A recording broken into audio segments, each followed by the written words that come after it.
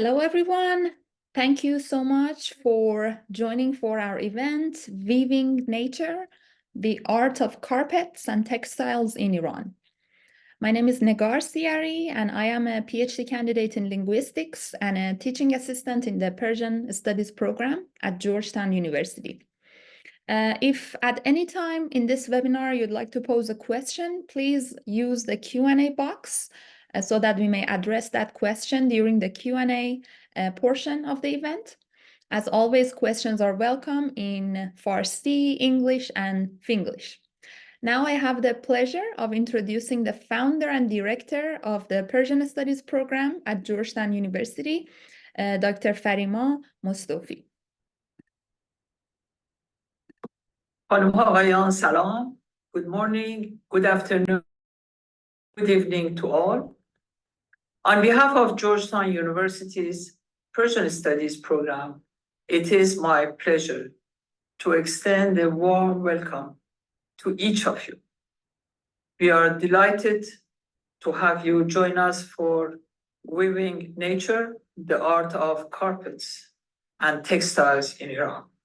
We extend our sincere gratitude for your presence and your ongoing interest in our cultural events. Stay tuned for information on additional events next semester.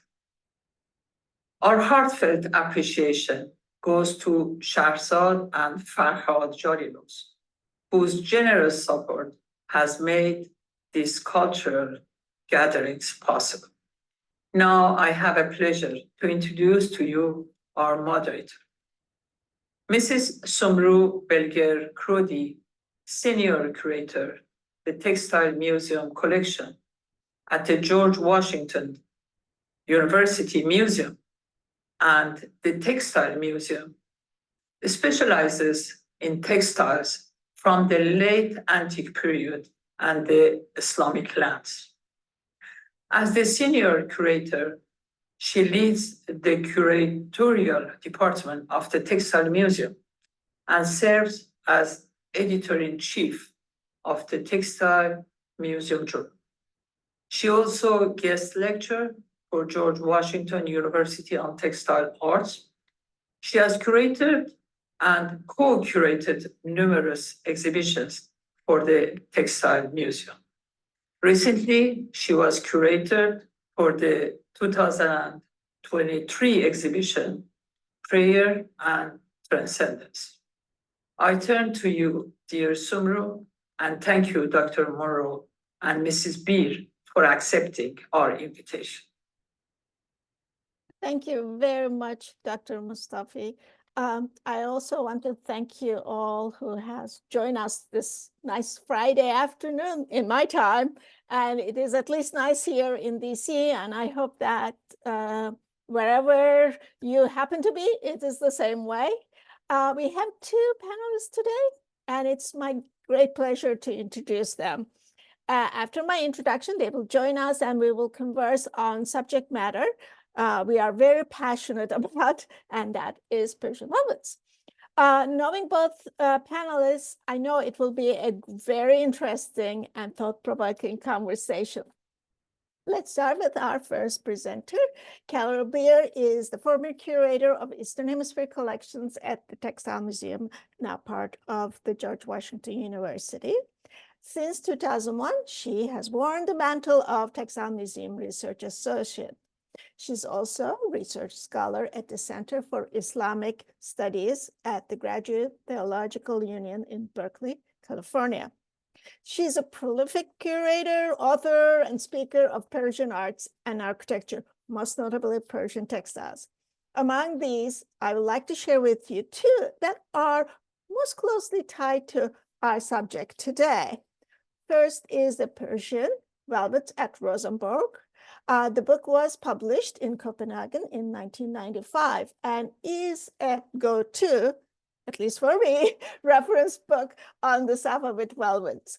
She's also the editor and contributing author of Woven from the Soul, Spun from the Heart, Textile Arts of Safavid and Qajar, Iran, which was published by the Textile Museum in 1987.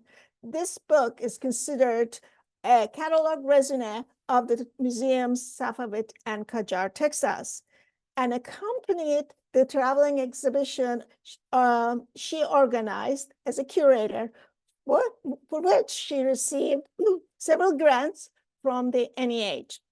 More recently, though, she curated the exhibition Reverberating Echoes, Contemporary Art Inspired by Traditional Islamic Art, held at the Center of Arts and Religion at the Graduate Theological Union, also accompanied by a book publication in 2017.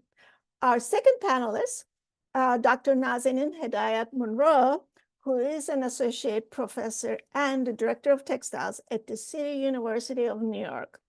An artist, as well as art historian, she specializes in silk textiles and fashion from the early modern Persianate world. She is author of Sufi Lovers, Safavid Silks, and Early Modern Identity, published last year by Amsterdam University Press, which she received the Henry Wasser Award for Outstanding Research. Her second book, Skilled Immigrants in the Textile and Fashion Industries, just came out in February 2024 and published by Bloomsbury. These 2 years, even longer, I'm sure, have been a busy years for her. She also published her research in multiple journals, including the Textile Museum Journal, which I have to confess, undisclosed, that I am the editor. Also, Journal for Textile Design, Research, and Practice, and the Metropolitan Museum's Hale-Brown Textile Timeline of Art History, where she worked with the Islamic Art and Education departments. Now, I spoke too much. I would like to invite both of our panelists, both Carol and Nazanin, join me. When we were preparing and discussing ideas for this panel discussion, we landed on Safavid velvets. But before we go into that conversation, I would like to ask both of you to speak about how you come to the field of textile studies, and especially Persian textiles. Tell us a bit about your journey to here and now. Let's start with you, Nazanin. Thank you so much, Sumru. My journey's been kind of circuitous, actually. I started in high school, I started weaving, and I always had an interest in textiles and fashion. I started sewing even younger than that. And that led me to my first set of degrees in the early part of my career, which was in textile design. I did my BFA and my MFA, both in textiles at Savannah College of Art and Design and then Cranbrook Academy of Art. And when I was at Cranbrook, I happened to come across Carol's book, which was introduced to me by my mentor there, Gerhard Nodell. And he said, "You're going to love this. It's full of Persian textiles." And, you know, of course, I love it. I loved it because it was brilliant, but also because I have Persian parents. I'm a first-generation American. They moved before the revolution, and I was born here. So my cultural relationship with Iran has always come back over and over in both my artwork as well as my scholarship.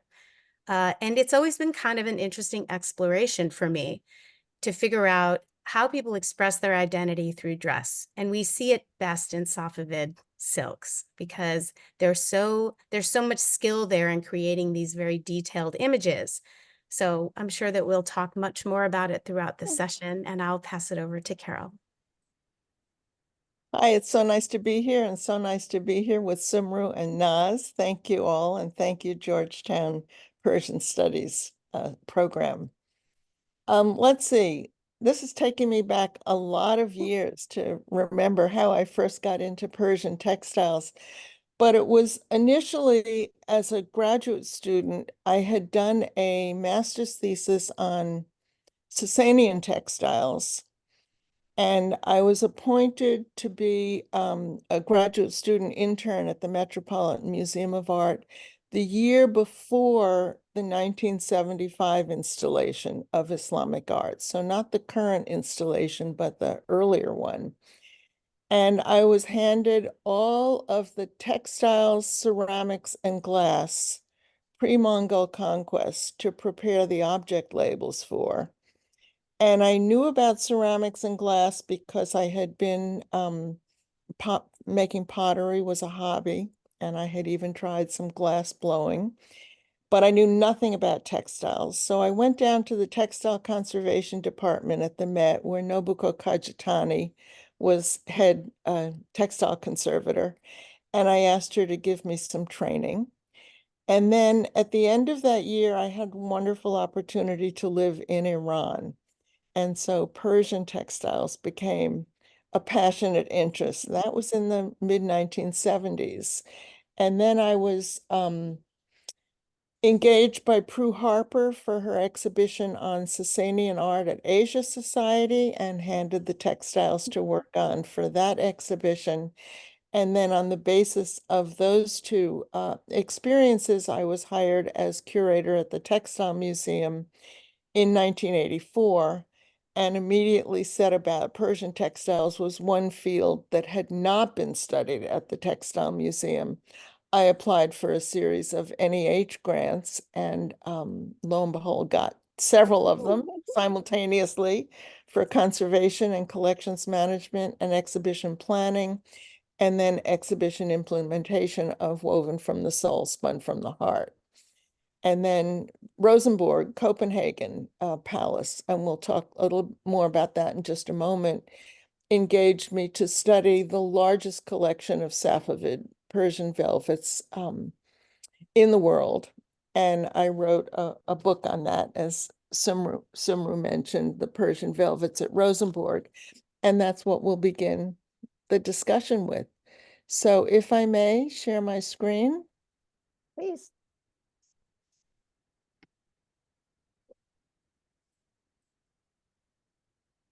Okay. We wanted to focus on Persian velvets in our discussion today, and they are a pile fabric. I'll read you a description of them in just a moment. But when we think of pile fabrics from Persia, we usually think of Persian carpets. And I wanted to make a distinction quite early on that the pile in carpets comes from individual extra weft segments that are wrapped around two warps and cut. And the weaving technology of carpets is very much simpler than the weaving technology of velvets. We'll get to that in just a moment, but I want to start with this largest collection of Persian velvets, as I mentioned, held in Rosenborg Palace that you see on the right.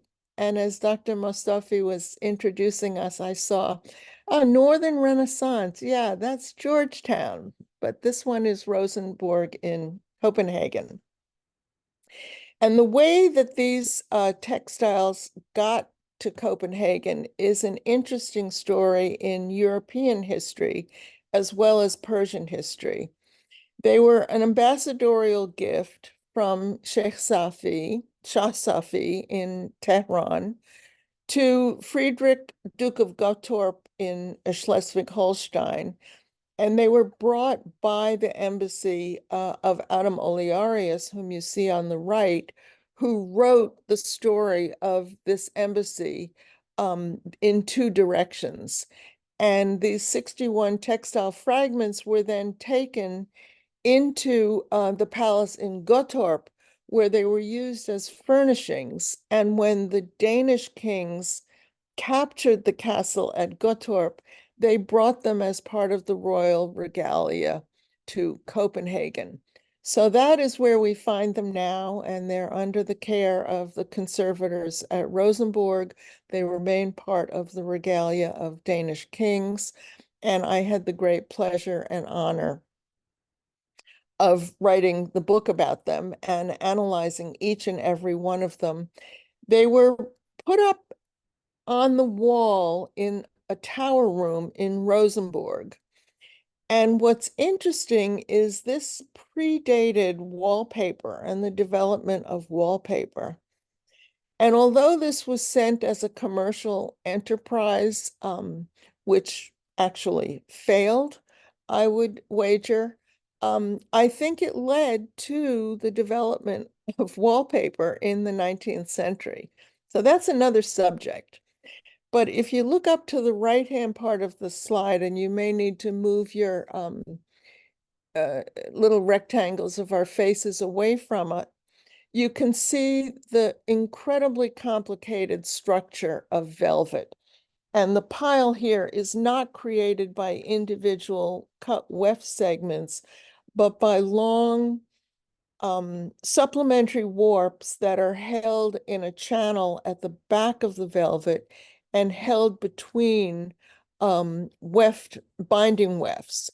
So the question is, how does something like this get woven? And I would say that these Persian velvets of the 17th century were the most complicated textiles that were ever hand manufactured before the Industrial Revolution in Europe.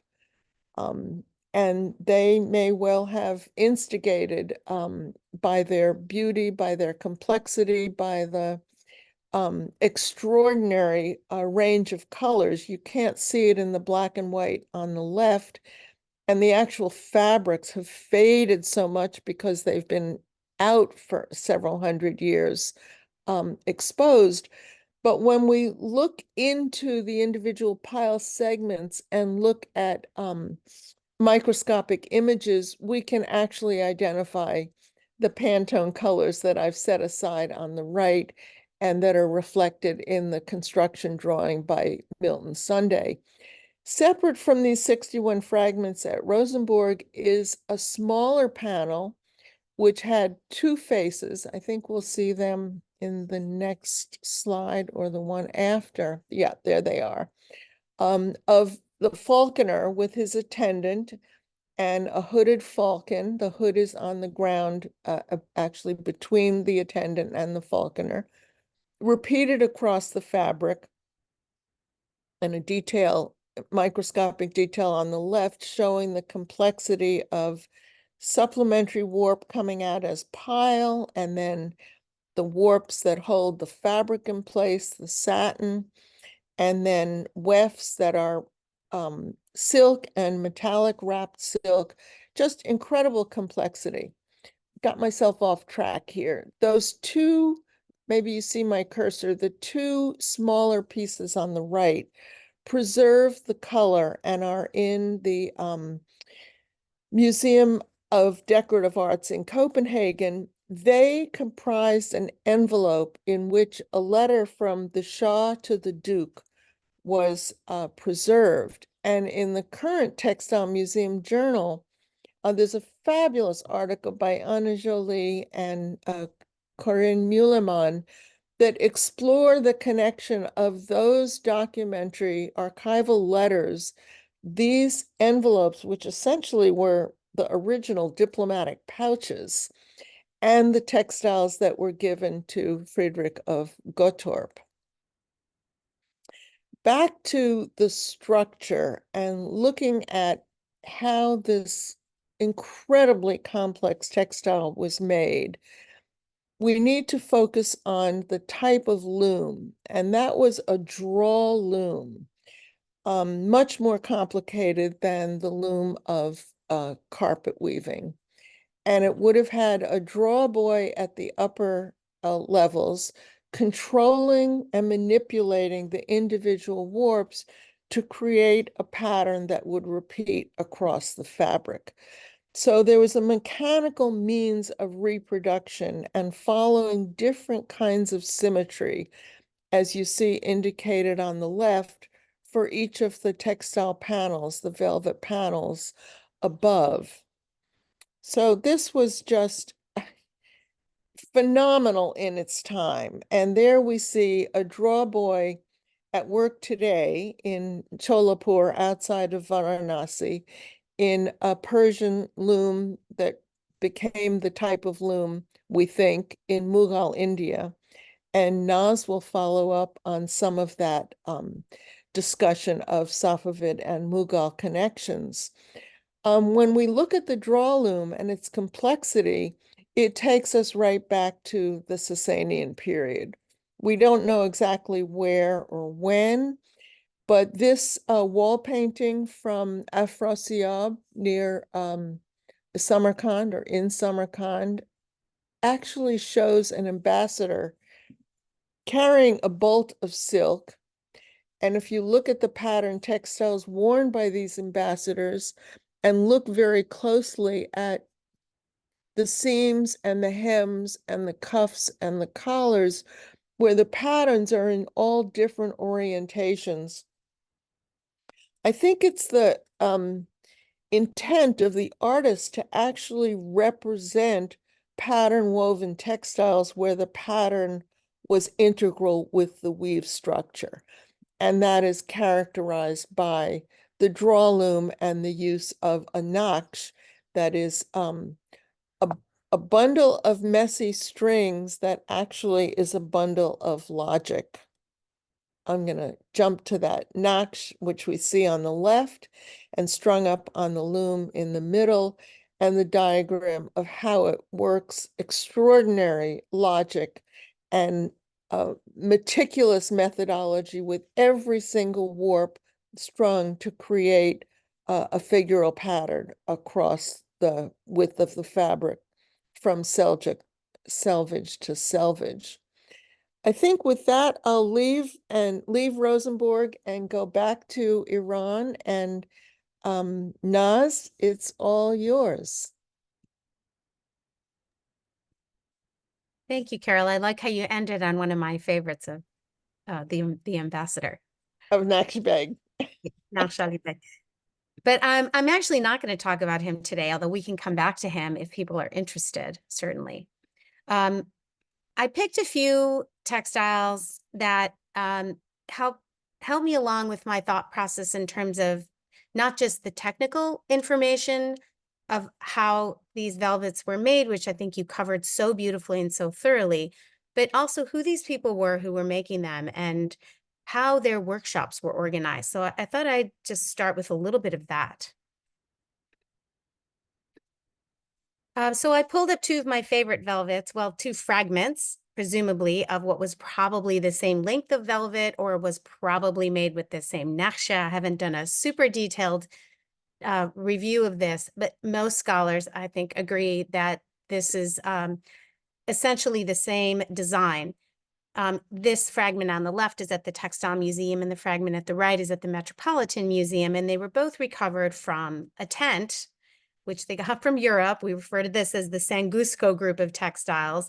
It was a number of textiles that we believe went from Ottoman hands into Vienna through a Polish general. It's very complex, but we know that they're Safavid textiles.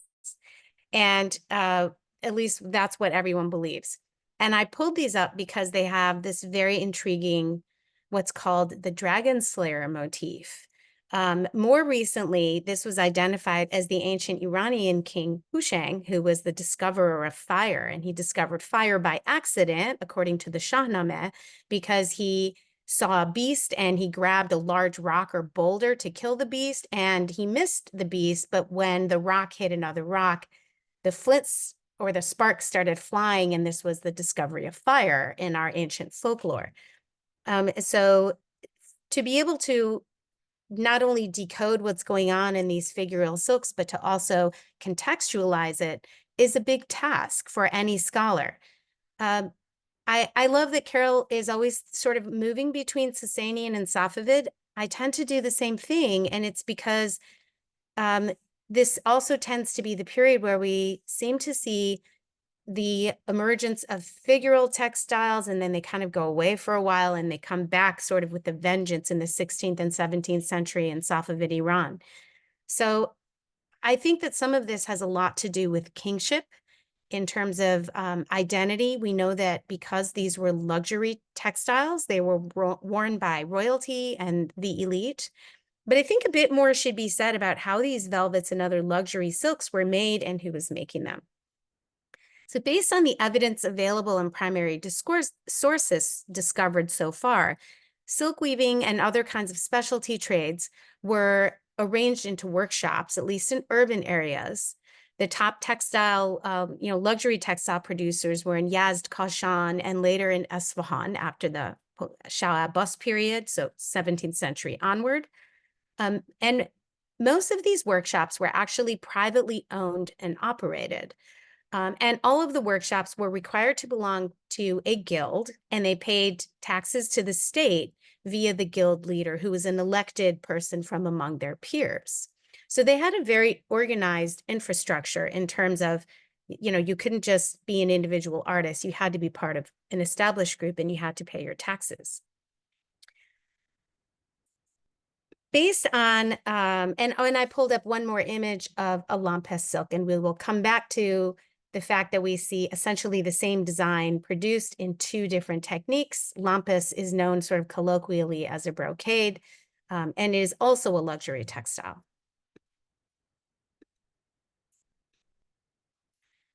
So based on the list of workshops that we see in historical annals, it seems that each workshop specialized in a particular technique and material, such as silk velvet weaving, which we call mehmal baf, or Lampes weaving, or brocades, which are referred to as sharbaf. And there's also a separate workshop listed for zarbaf, indicating the inclusion of metal wrapped threads or substrates coated in precious metals. And this seems to have been its own area of specialty. However, it's worth noting that we see both Lampes and velvet silks being designed by the same Naqshband and presumably in the same workshop, such as that owned and headed by the famous Ghiyas-ed-Din of Yazd. Ghiyas-ed-Din was, in his time, was called a, sort of an artist and a designer of world renown. And these are two velvet fragments from a textile depicting a scene from the love story of Khosrow Shirin, and you can see Shirin is she's in the pool bathing. This is a very famous scene that is also produced in manuscripts, in illustrated manuscripts of the Khamseh. So Ghiyas not only designed velvets, but he also designed Lampes silks, and he signed these silks. He didn't obviously sign everything he made, because right now we know of about 8 silks that have Ghiyas-ed-Din's signature, and he signed them as Amal Ghiyas, or work of Ghiyas. And so there's a lot we could go into there if you want to in the question and answer section about signatures and designer textiles, because that's one of my areas of specialty. But in this context, I'm thinking, how can we refer to a workshop as sharbaf or mehmal baf when, in fact, we see, even in just this one example, both kinds of techniques being employed and being signed with the same Naqshband signature? So, some of these things I don't have an answer for, but I want to share them because I think that they're good points for discussion, and it helps to further the scholarship. A couple extra notes about guilds and workers. It should be noted that cotton weavers or wool weavers worked separately from silk weavers. They had their own workshops. They generally made lower salaries. And by the Safavid period, they were in a lower socioeconomic class as well. And there's a great chapter devoted to this idea in my new book by Nader Sayedi. So I'll show you the books at the end of my brief talk here. The court also operated its own workshops for both weaving and tailoring, with silk purchased, raw silk purchased from farmers in the Caspian provinces, mostly Gilan, Mazandaran, where the silkworms seem to thrive the best. By the late Safavid period, the historic annal Tazkirat al-Mulk informs us that the court also purchased or commissioned extra fabrics from these private workshops outside the capital. So, for example, they could make enough khalat for all the recipients during Nowruz and for the other uses they had of luxury silks. So when we look at these sort of really incredible textiles, and sorry, I know what's going on with my screen here. There we go. And we see this very detailed imagery, one has to wonder who was designing these silks, because it really looks like a painting when you look at these. And so Carol and I and people in our area of scholarship have always sort of wondered both about etymology as well as the sort of the way that these textiles were imagined, if you will. What we tend to think about in terms of etymology is we have this word Naqshband, and I translate Naqshband as textile designer because it seems to be that they were the ones who were coming up with the thread model or the nakhshe that Carol also referenced in her research. And then we have this common etymology, of course, with naqash, which is a painter, and the word nakhsh, which very simply means drawing or design. So I've done a fair amount of research on this. I'm not a linguist, but I am really interested in how these etymologies work together and what they can tell us about how things were made. So a 17th century dictionary referenced as Borhan Qat'eh tells us that the verb nakhsh bastan, or image making, is equated essentially with afridan, which means to create, which makes me kind of wonder if the design and the creation of textiles would have fallen under the duties of the Naqshband, who was, of course, or I'm assuming, was a skilled weaver as well as a textile designer. I myself started my career as a textile designer, and I can tell you, you can't really envision a textile if you don't know how it's woven or put together. So I assume these things go together.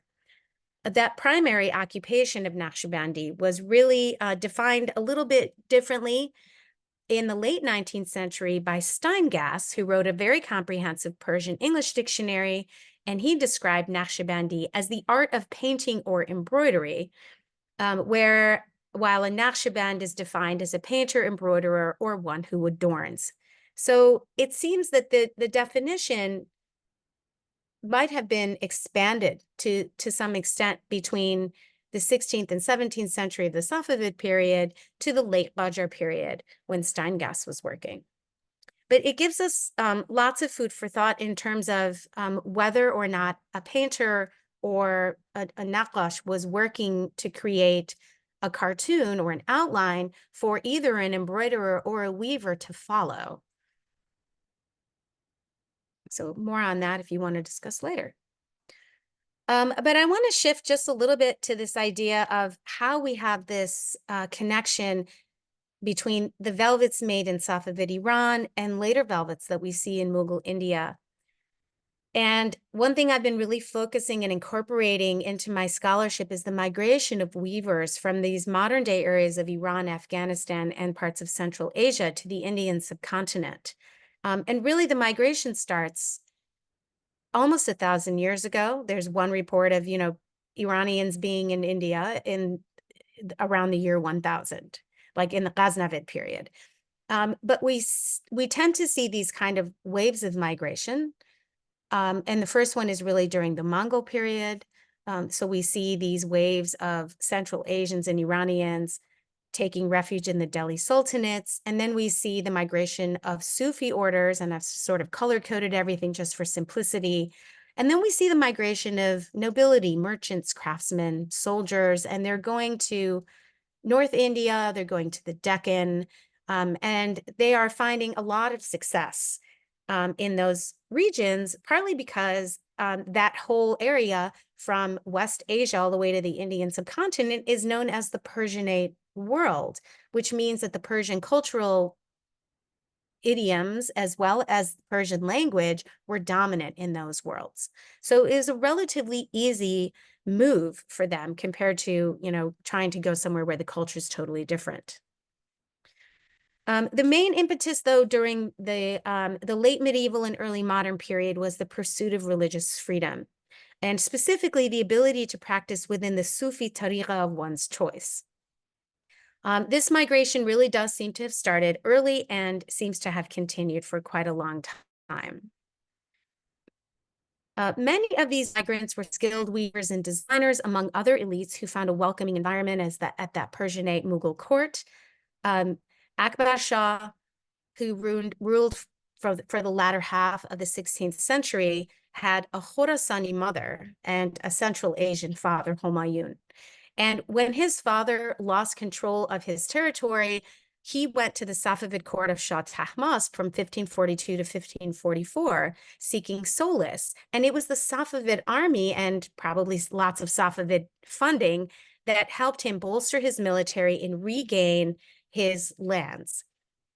He died about a year later, but his son Akbar took over at the age of 14 and ruled Mughal India for most of his life. And so from a political and social perspective, it makes sense that the Mughal Empire, especially in this period and for the next 75 years or so, was very, very welcoming to Iranians. And these Persian-speaking people brought their poetry, their culture, and their arts, which flourished throughout the empire. And we hear this, interestingly, we hear about this migration in primary sources in the historiographies of both the Mughal court and the Safavid court. And I'm just going to read very briefly. The historiographer of Akbad, who was named Abul Fazl, he was his vizier, he wrote, "Skillful masters and workmen have settled in this country to teach people an improved system of manufacture. The imperial workshops, the towns of Lahore, Agra, Fatehpur, Ahmadabad, Gujarat, turn out many masterful pieces of workmanship, and the figures and patterns, knots, and variety of fashions which now prevail astonish experienced travelers. The imperial workshops furnish all those stuffs which are made in other countries," indicating, of course, that they have attracted so much creative talent that they don't need to import these luxury silks anymore because they're making them domestically, so to speak. And we hear, interestingly, from Eskandar Beg Monshi, who was the chronicler for Shah Abbas. He completed his Al-Amaraya Abbasi, or the history of Shah Abbas, around the end of Shah Abbas's reign, 1628 to 1629. And he has this very interesting comment in which he refers to Sufis practicing outside the state religion, which was Twelver Shi'ism. And he says, if anyone escaped punishment, they either fled to India or found themselves in a corner and remained anonymous.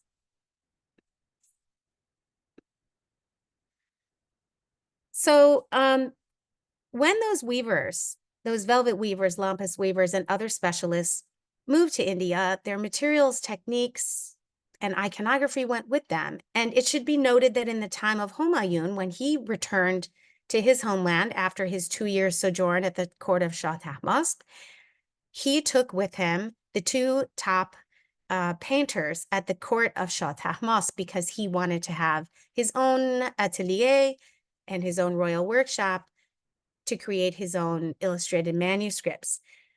So there were already Persians who were sort of proliferating within the subcontinent, all of the art forms that we associate with Safavid Iran. But I think it's especially important with textiles. We always want to try and sort of label, and I'm sure we can have Sumru and Carol as museum professionals give us more context for this. We always need to sort of figure out, well, what's the provenance for this piece? And I think in a lot of cases, you really don't know. So I want to start with this work, and this is just the last 2 slides I'm going to show. I talked about both these velvets in my recent publication. This is a velvet length attributed to either Safavid Iran or Mughal India, but most likely Safavid Iran. And you can see that it contains a very familiar motif and even a repeat layout that we see in Safavid Iran, which is the figures that are alternately facing towards each other and away from each other. And this is a fairly common device used in drawloom weaving, and it's just created by reversing the numerical sequence of patterning. And so you have this beautiful sort of flow in the fabric that keeps your eye moving from a design perspective. And the width of the fabric and everything, this is essentially a Safavid fabric. But when you look closer and you start to see the details, you realize that this textile has been altered. What used to be a wine bottle has now, which would have had a longer neck, has now been transformed into a vase with flowers with embroidery. And a cast mark and a nose ring have been added to the figure, also with embroidery, turning her from a Persian woman to an Indian woman. So we see that Safavid textiles were precious. They probably, I'm guesstimating a little bit here, but my educated guess is that they wanted to reuse a textile which had very Persian iconography, and they wanted to adapt it to their tastes. We also see the legacy of Safavid weavers, particularly in this set of fragments. The one on the left shows the whole length, and that is at the Los Angeles County Museum. And the piece in the middle and with the detail to the right is from the Walters Art Museum, presumably all from the same nakhshe, maybe from the same bolt of cloth. It's hard to tell because they're all in fragments. But these maidens, at least at the Walters, are sort of listed as Safavid maybe, or Mughal maybe. And this is actually my favorite thing to look at, is these textiles where you really can't tell, because I think they're so intriguing.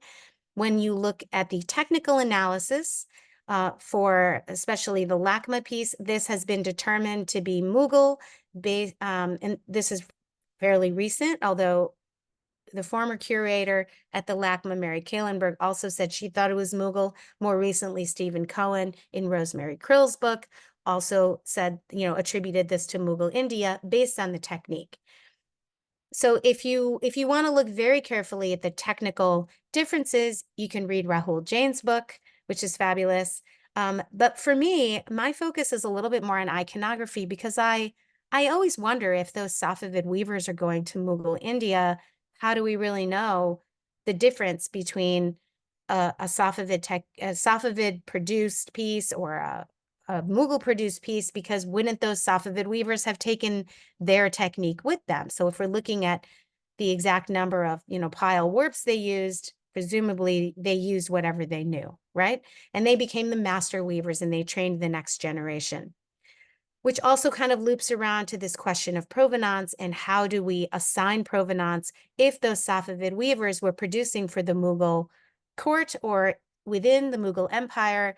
Is it still a Mughal piece, or is it now a Safavid piece because of the artists? So lots of interesting questions there that we still haven't answered as scholars. But if you want to read more about any of these topics, I wrote quite a lot about both figural silks, as well as the sort of the way that migration has affected iconography and production in both places. You can read Sufi Lovers, Safavid Silks and Early Modern Identity, or Skilled Immigrants in the Textile and Fashion Industries, which has which is an edited anthology, but has 2 chapters by me and a number of chapters on Asian silk. And then lastly, for figural silks, I just published in the Textile Museum Journal on Yusuf and Zuleika. That one is an embroidery, so that's a little bit more looking at iconography between embroidery and weaving and the meaning behind figural silks. And I think I'm just going to stop there. So thank you for your attention. Thank you, Naz. Oh, there's so much to ask you. Let's start with the last go earlier about the provenance. That was a really very interesting question or observation for me, because that's one of the things we struggle at the museum, where what's the historiography from the time an object is produced and the time it came to us. And I've often find that when it comes to textiles, I consider it one of the hardest objects to create that historiography, because they are so desired and also they're so movable. Mm-hmm. And that's one area I often, as a museum curator, struggle with to give an answer. Also, I find the textiles to have a longer life than other objects by being reused in different things. So it's very interesting. Carol, do you have any thoughts on it? You have been curator longer than me. Yeah, I can offer a few comments. So much less was known when I began studying Persian textiles than is known today. The scholarship has just expanded dramatically. Early on, I would attribute primarily based on stylistic features, and that has been refined, but not to the extent that Naz is describing, and the complexity of portability and transmission much less was known in the 70s and 80s than is known now. In particular, the criteria for distinguishing Safavid and Mughal textiles at a technical level is advancing literally as we speak by several scholars, particularly those in Europe, who are looking at critical differences in the ways that the warp and weft measure, count, gauge, the wrapping of silk yarns, the interlacing sequence. I don't think we're fully there yet, but we're moving in that direction. And Naz, I hadn't noted about the embroidery that was added to the two silks you showed with the women in the tree. That was really interesting.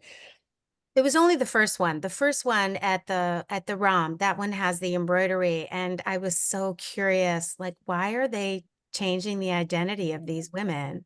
Well, first they would have had to identify them as Persian, right? And then they transform them into women who are, the women either that wanted to buy the textile, use the textile. I mean, we don't know that much about, there's really not a lot on that particular fragment, but it is fascinating. There's also not only associating them with Indian culture, but there's also change to what these women is carrying, because that's, I think there's two things going on. Both they are making them Indian woman, but also they're making them a little bit more conservative, because they are carrying a wine flask, and I think the other hand holds a wine cup, drinking cup. Am I wrong? I think that was originally, originally it was a cup and a flask, right? Yes. Which is a very, for those who don't know, this is a very famous metaphor in Sufi poetry for enlightenment, for ecstasy. You drink the wine of enlightenment and you drink the wine of divine inspiration. And so wine is a metaphor. Maybe sometimes it was literal too. We weren't there. But here they have eliminated that whole reference, which also makes me think, well, they wanted to take the Sufism out of it. Because if you were an Orthodox Muslim, maybe you would have a problem with that metaphor, because of course we see those debates for a millennia and they're still ongoing. But here if they're Hindu, they don't have theoretically a problem with alcohol.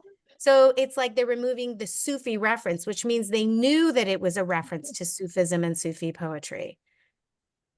They wanted to get rid of that. I have an additional comment I'd like to add, two comments actually, to Naz's discussion of Naqsh, Naqash, and Naqshband. The Naqshband literally is the tire of the Naqsh.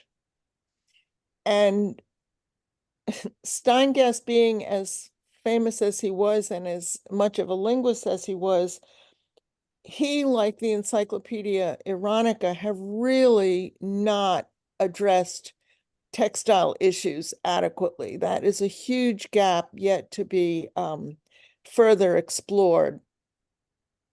The draw loom is the dastagah, workman's bench loom, also dastagah Naqshbandi, and then there's the one for Mahmalbaf, the dastagah Mahmalbaf.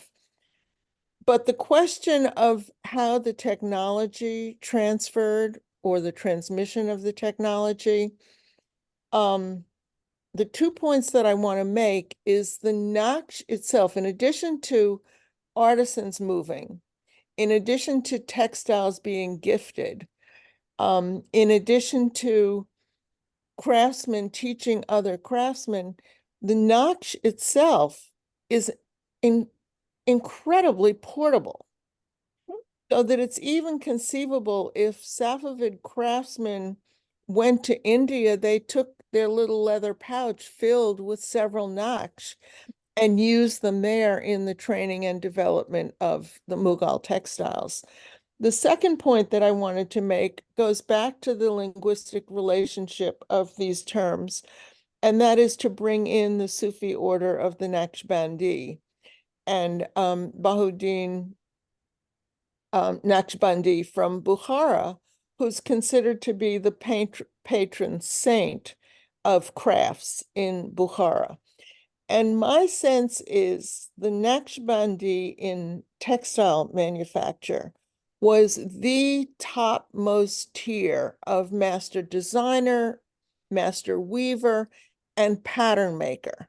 And the pattern maker, the tire of the Naqsh, was the most complicated of the activities that went into the production of these textiles.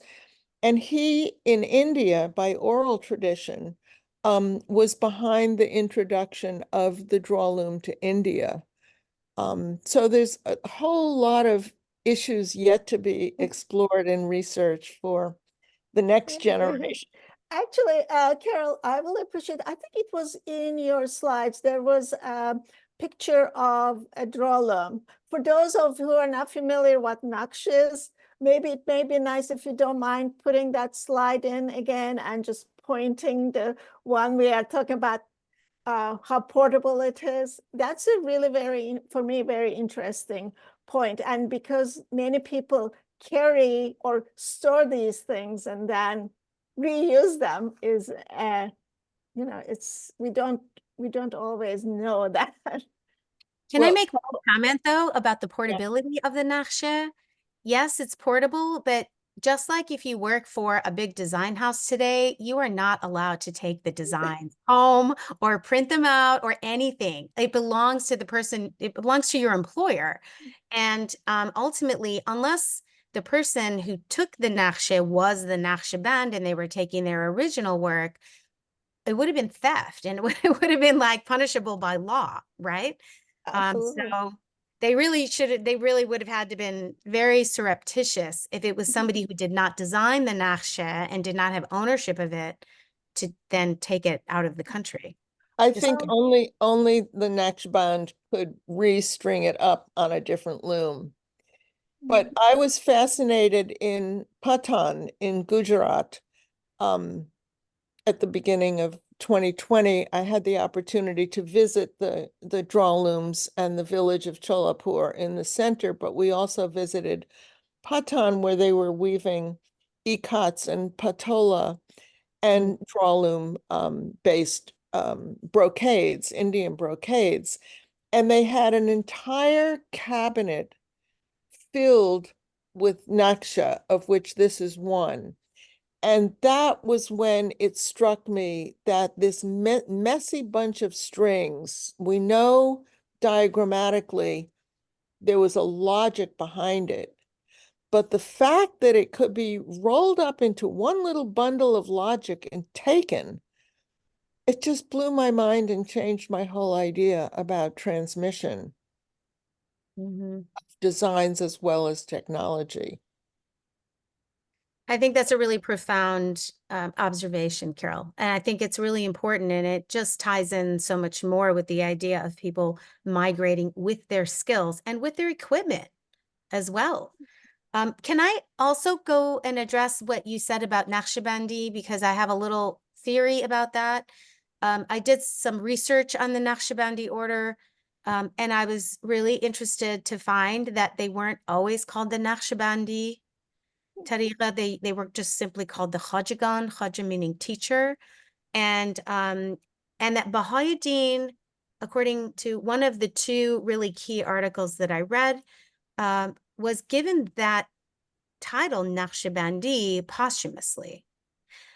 Although, it's arguable whether it was part of his identity in his life or posthumously. I think it's important to note that there's got to be a connection there with textiles and textile making.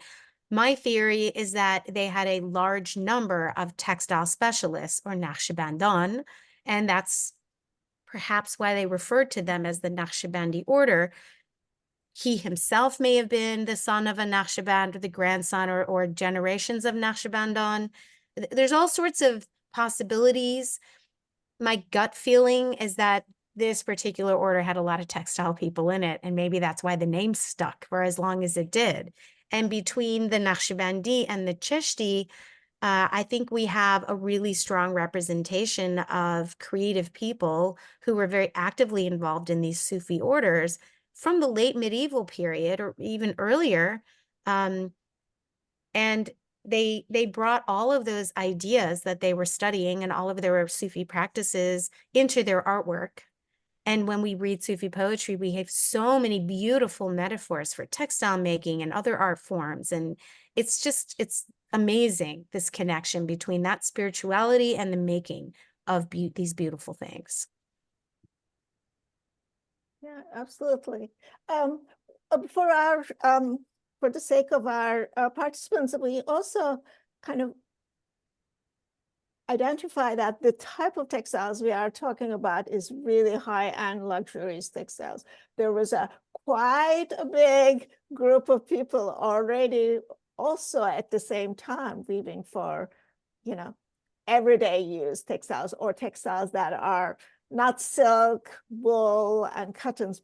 This was a culture, and in that area, as well as rest of the world, textiles were much more integral to people's lives than currently are. So we are really focusing on a very elite group of textile makers, as well as textiles, luxury textiles they produce.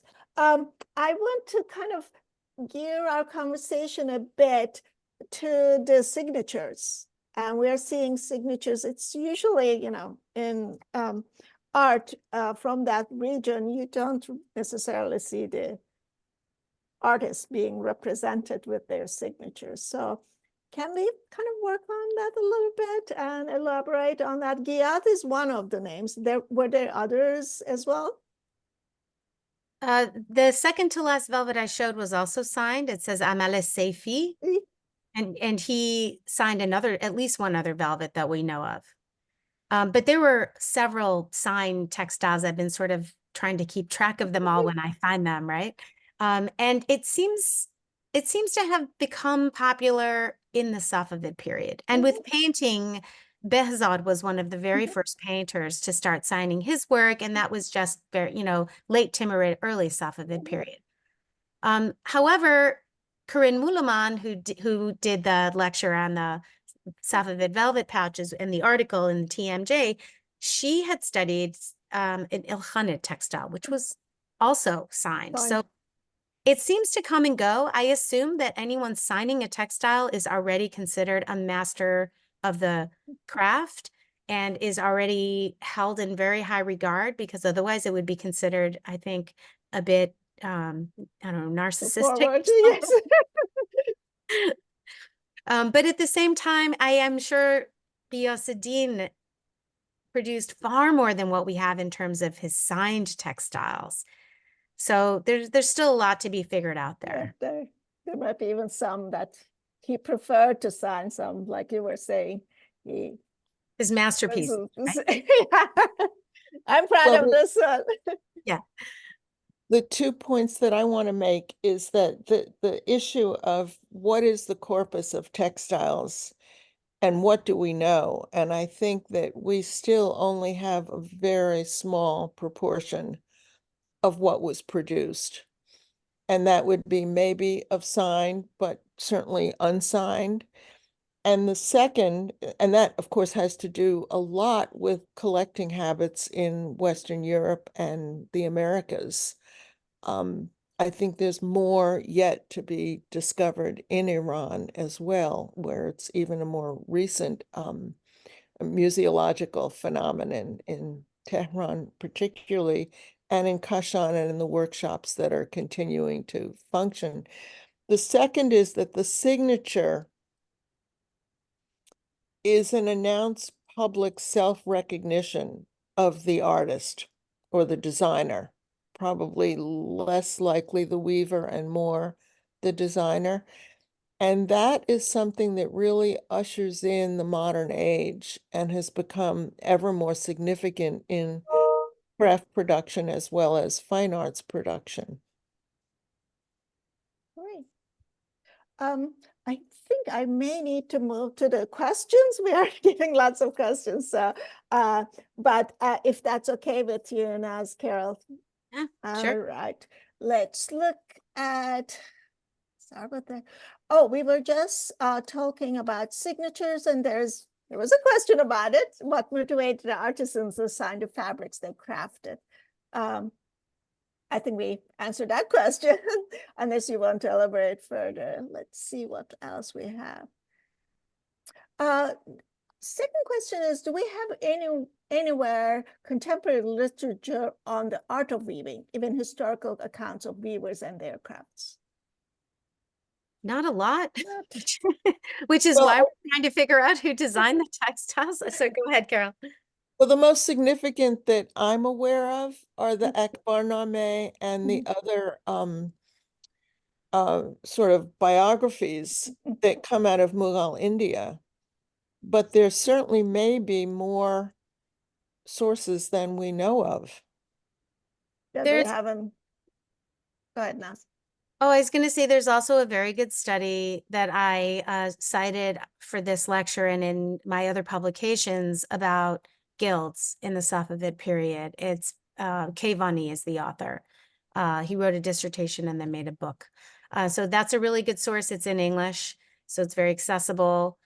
And I think that a lot of what we figure out is deduced. There's a very good book published in the very early 17th century, Honar Gulistan, or Gulistana Honar.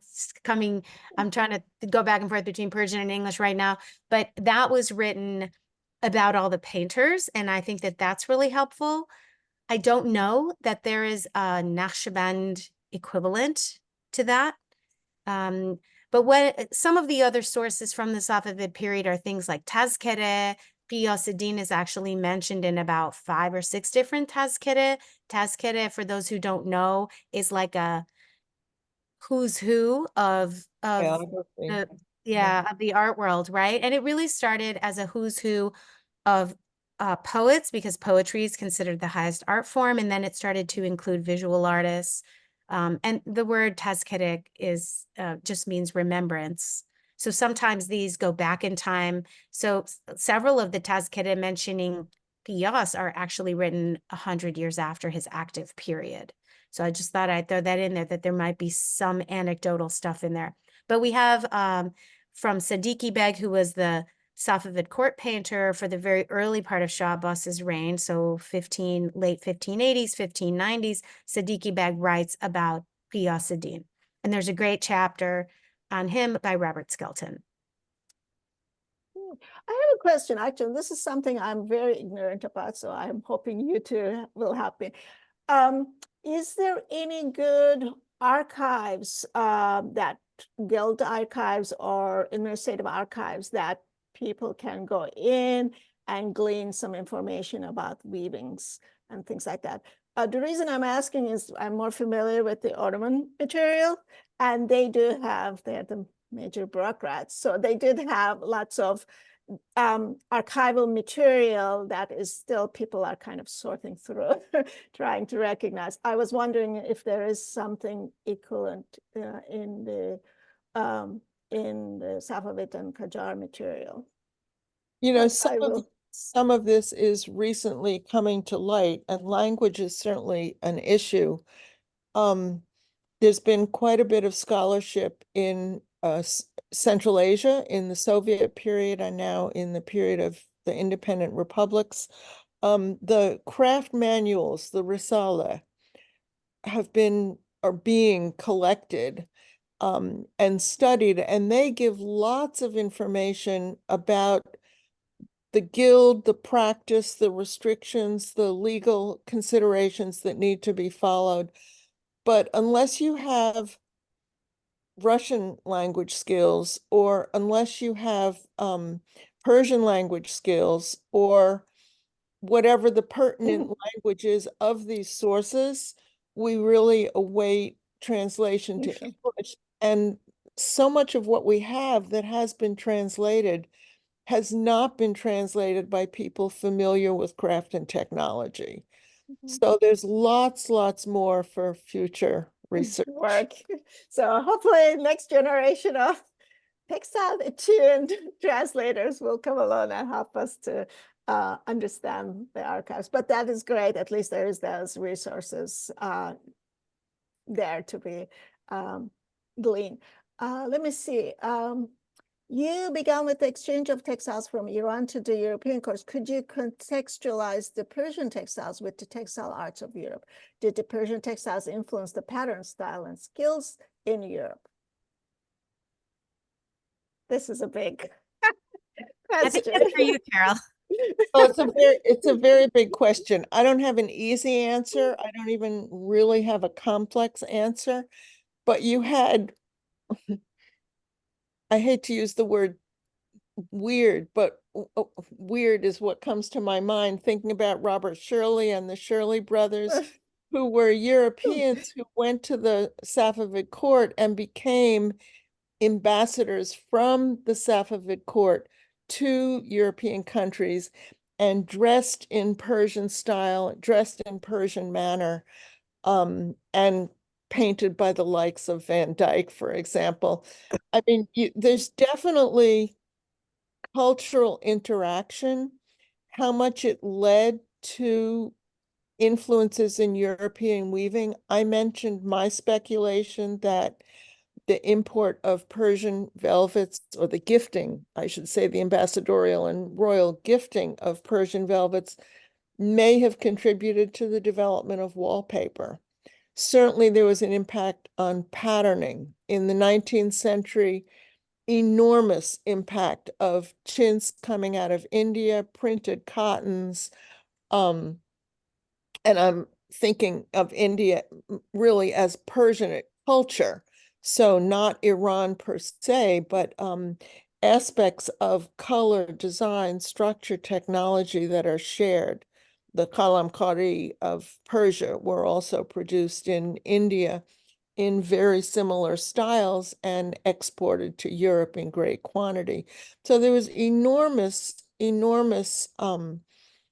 exchanges that led to developments in both regions. And definitely it's, we have to consider different parts of the Europe too. I mean, Portugal, for example, their relationship to Persian textiles, carpets and silk textiles and others, and the result, even areolas carpets, for example. Well, I mean, things like that. It's there. That is a different than, for example, England and Great Britain's relationship. So that's really interesting. Sorry, Carol, go ahead. well, I was going to say the Portuguese connection is the earlier sea routes that were then supplanted by the Dutch and the English East India companies. But this Safavid period is the nexus of trade, diplomacy, and commerce. And diplomacy evolved, those early diplomatic patches, notwithstanding, to protect commercial interests. I see it pretty much in the same light that when we even think about the Shirleys being dressed in Persian silks, I think that really Shah Abbas was trying to market his goods to the Europeans and wanted to stimulate trade by saying, look how great it looks on the people that come from your part of the world, as well as wanting to sell raw silk. I think that the real function for figural silks and these very high-end silks was to show how delicate their raw silk was and the level of detail you could get with such quality materials, because I think that the trade of raw silk was exponentially greater than the sale of a woven textile, which may not have suited their taste. We correct me if I'm wrong, Carol, but I don't think we have evidence of huge numbers of these figural silks being sold to Europeans. I think they were interested more in maybe a gula bol technique, right? Like a little bit more flower, burden flower, another famous Sufi trope. But it would have, I think, sat a little bit better with the Europeans than, you know, Shirin bathing in the pool and Khosrow riding up, because there's no context for this for them, right? Well, I think also the economics of it was a factor. In a broader term, in the epilogue to my book on Persian silks, I really said it was these silks stand today as a testament to the efflorescence of human energy and ingenuity in Iran in the 17th century. and easy to imagine that these Persian velvets in Northern Europe elicited in their time extraordinary admiration for their vibrant presence, if not as superior products of a fully developed applied technology of velvet manufacture in Safavid Iran, but economically, it was a bust. On the other hand, the cost and the beauty could well have been partly what stimulated the so-called Industrial Revolution, the development of manufacturing textiles at much lower cost, but mechanically so that the patterns could be reproduced. I agree. I think that that the cost of these very highly coveted imported textiles absolutely played a huge role in the impetus for the Europeans to find less expensive ways of creating it at home. And for a while, there were bans on Indian printed fabric because people were buying so much of it and their own domestic textile industry was suffering. And that sort of brings us back to why the Mughal Akbar wanted to have so much creative talent come to India. He threw the doors wide open, said, they're bothering you for your beliefs. You can come here. We'll give you a job. No problem. You know, we got plenty of people who need to be clothed. And there's actually a very interesting question. Is it okay if I take one from the Q&A, Sumru? Oh, sure. I've been a little slow because you two are really talking very. No, it just happened to pop up and catch my eye. And Polly Bentley asked, would the migration be an individual master who, you know, who's, I guess, poached for commercial reasons, or an entire community, presumably all involved in design and production, particularly if the reason for migration was persecution? So I'm going to take these sort of in pieces. I was talking to my students. I just opened a show yesterday with my students at this campus.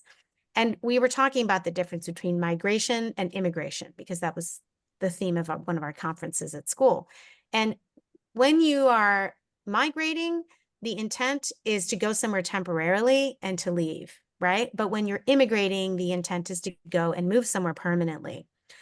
So when we talk about migration, I mean migration. I think that these people believed that they would go to India and work for a while and wait till all of the persecution or whatever the Shah's bad mood about their tariqa or whatever was going on sort of blew over, and then they would go back home.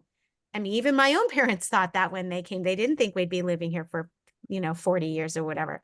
So, but we do find with the weavers and the Naqshbandan and the other people, that many of them stayed in India, and it became a situation of immigration rather than migration. So I just wanted to point that out. In terms of whether people were poached, we certainly know with the painters that, I mean, poaching, if we think about like sort of the Silicon Valley term of poaching, it's like you take someone away from another company by offering them a bunch of money, right? So yeah, I mean, they were kind of poached, but anyone in the employ of the royal court could not leave without permission of the Shah. So when Humayun came back to India, he actually offered Shah Tahmasp a quote unquote large sum, which at the time was like 1,000 toman. This was apparently a very large sum in the 16th century. And he essentially bought their service. He bought out their contract, if you will, with the Shah and brought them over. So there's a lot of interesting context for what poaching meant in that time. I don't know about an entire community coming over by invitation, but based on what I know from having studied immigration a little bit, usually when one person from a community goes, other people will follow. And there's, of course, a logic to that. Nobody wants to go to a new place by themselves. And if the first person goes and is successful, they're like, hey, I've got this really lucrative job. We need people. Why don't you come over? I know you from when we worked together. People don't change. It's the same thing we see now. Yeah, I think we are much more freer tomorrow around society now, or change go through. I don't know how easy it was for some of these master weavers and designers to be able to pick up and freely go. I know, for example, in Europe, guilds control. You cannot leave and go somewhere else very easily without a permission, like you were saying. So I would assume similar kind of organization was restricting some of that move. Maybe not all, but definitely there was some, I feel like control over where people work and can work. I mean, this was true incidentally in Europe as well, especially towards the end of the 18th century, when the power loom became used in England, for example. No textile workers were allowed to leave England. And there was one worker who managed to slip out. He was a young 21-year-old guy. He had apprenticed in a textile mill, and he memorized the layout of the power loom. He memorized the whole diagram for how the machine was put together because he couldn't take anything with him. He, immigrated to America under a false name, and he got a very lucrative job and then lots of funding to start his own textile mill. And he's known as the modern sort of like the founder of the American factory. Of course, in Britain, they called him, his name was Samuel Slater. In Britain, they called him Slater the Trader. He put their technology somewhere else, and he kind of betrayed their, the head up that they had in the industry. But it was great for America. So I think there's a little bit of that throughout time with anybody who's really specialized and knows how to use new technology. You are very valuable. I mean, considering textile manufacturing was one of the very desired high-end technologies at the time. Because imagine someone like weaver and designer for a drawloom weaving these wonderful velvets. I'm sure they keep an eye on you very well. Let's see. All right. There's one question about where the velvet weavers and carpet weavers viewed as part of very different spheres in Iranian society, community of craftsmanship. So I guess the question is what this stratification in terms of weaving or weavers in this early society, Safavid and later Qajar society. You want to kind of elaborate, either of you? Carol, do you want to take that? Well, I can take it a little bit. It's sort of similar to the question of influences in Europe. There's a little bit that can be said. There's not a lot that we know. I don't know in specifics to the question about migration, whether there were carpet weavers who were a part of any of these migrations. What I do know is that there is a very large category of carpets that we call Indo-Persian because we don't know whether they were made in Iran or in India. Some of them have been called or attributed to Herat. Some of them more recently have been attributed to Deccan in the south central area of India. Deccan, incidentally, was where so many of the early Sufis migrated from 1300s on. There is a vast literature that's becoming more available about those Sufi migrations to the Deccan and the evolution of the Sufi tariqas in India. I don't know, again, about textile workers or carpet weavers, but questions remain to be answered. Thank you. I think it's worth saying just on a very basic level, just to, in case anyone didn't know, that there are, for carpets especially, as well as for textiles, but especially for carpets, you have urban carpet weaving, which was set up like a workshop, like the textile workshops, and then work that was being done in villages in the form of the gadbe or, or gilim or something like that. And it tended to be women weaving in the villages, just as a very broad sort of observation, whereas with men in the workshops, in the urban workshops, those tended to be men.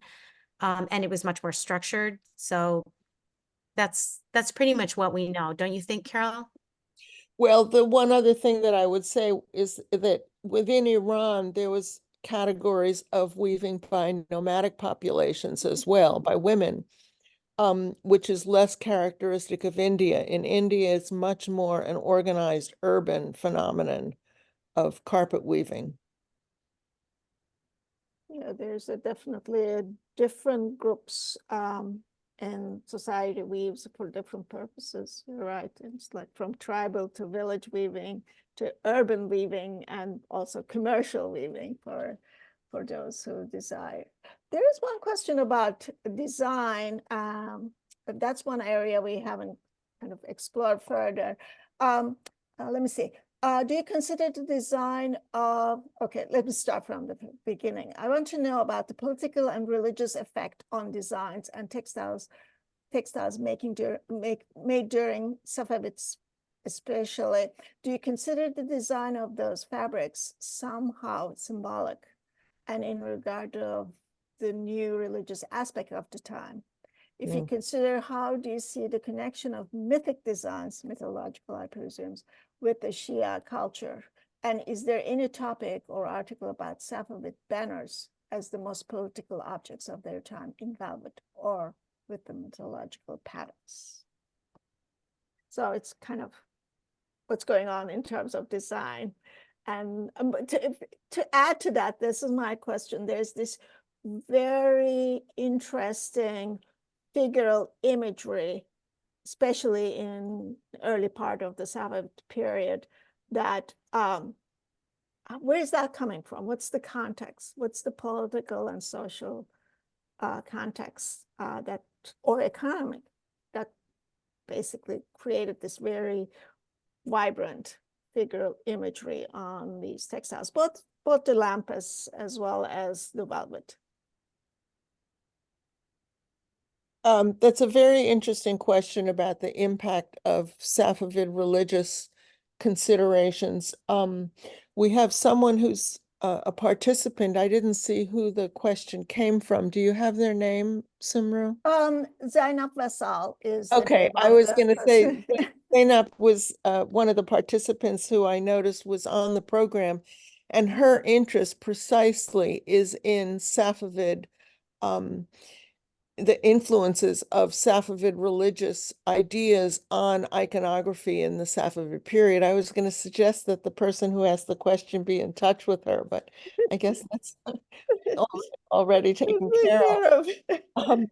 The one comment that I have is the question of who used prayer carpets and when.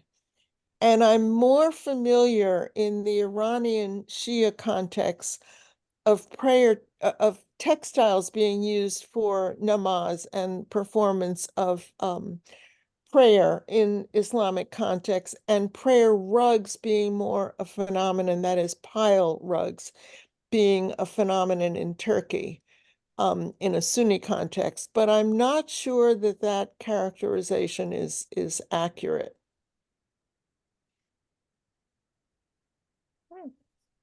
Let's see. One question was about Fateh Sikri, based on, the question is, isn't that based on a Sufi saint? And I believe it was Selim Sisti. So the theory of changing up the wine container to waste seems surprising, just a thought. So well, the idea I think behind the alteration of that textile, that velvet that I showed, that was Safavid but then altered and, you know, in Mughal India, is that they were trying to remove the Sufi reference, which the participant may have missed that piece of the argument. Conversation. Yeah. So another question is, were velvets and other fabrics used as gifts among Persians? We talked about, you know, being sent to Europe, but this question is how that circulated in the Persian culture, in Persian society at the time, these kind of materials. Do we know, actually? Well, Naz, you mentioned the role of khilat and the gifting of garments, which was certainly as much a part of the Persian world as the Arab world. But I don't know much about gifting other than the imperial gift giving at the diplomatic level? Well, I know from being Persian that even until recently, like even until my parents' day, people were having traditions, especially in the more rural areas. They still had what was called khalatuni from the same base work, which was the taking of cloth to the home of a bride. So especially for weddings, it was very important. And even when I got married, just not that long ago, I got cloth from my brother's Persian wife. And it was like my favorite gift that I got from anybody because it was cloth, right? And I thought, oh, I'm going to make this and I'm going to make that. And I got very excited about it. And it just made me realize how important it is not just to give, when you give someone a garment, it's done. But when you give someone cloth, they can do anything with it. So it's a really beautiful gift and it had a lot of monetary value. And it was, I think, as meaningful as gold, especially if it was a luxury textile. So, I mean, that's just my cultural take on it. We don't have tons of information, but there's a lot of research being done with these majmueh, which are like these household accounts by Catherine Babayan, who's a professor at U of M, University of Michigan, and that's worth looking at in terms of seeing how much inventory, if you will, these families had. And you can also see sort of like this is being handed down from this person to that person, or we've had it for 4 generations. And that I think is so invaluable in terms of understanding things outside of the court. Great. I have a good news. Yanina just put in the question and answer that they are doing some analysis at the conservation lab in Met. So they're finding some very interesting results. They promise to publish as soon as they, if they ever get free of doing exhibitions and other things. But she said they hope to publish it. So we will stay tuned on that. Let's see, I'm kind of quickly going. Were textile craftsmen also interested in inserting social or political commentary in their work? Excuse me. So do we see any designs that is subtly or overtly social or political commentary for the times? I mean, I think those Layli Majnun textiles are actually, there's a lot of social commentary there, and I wrote a whole book on it, so I won't go into it now. Read Naza's book. Or don't, but like, I would say the very, very short answer is yes, because they were artists and they used a lot of symbolism, and that symbolism was a tool to get to express themselves covertly. And that's another thing, if you're in that culture, know that at that time, even sometimes the time difference kind of blinds you to some of the commentary, but that's definitely, it is there and you can read it if you know how to read it language. I'd just like to invite the audience. We were told we need to close down shortly at 3:30, that if there are questions that were not answered, please feel free to send them along to us and we can reply by email. Yeah, absolutely. So I think at this point we should get Negara on because I think she wanted to close off and say a few things before we all go away. Thank you, both of you. I really appreciate it. thank you for moderating. Thank you so much. That was the easy part. You did the heavy lifting. Yeah, I also want to thank you all for being in our event today. On behalf of Professor Mustafi and the Persian Studies Program, I want to thank everybody who joined us today and for your questions. For your information, the webinar has been recorded and will be on the Persian Studies Program website. Actually, I just paste the link right now in the chat. Thank you again for attending our event. روز خیلی خوبی داشته باشین و خدا نگهدار.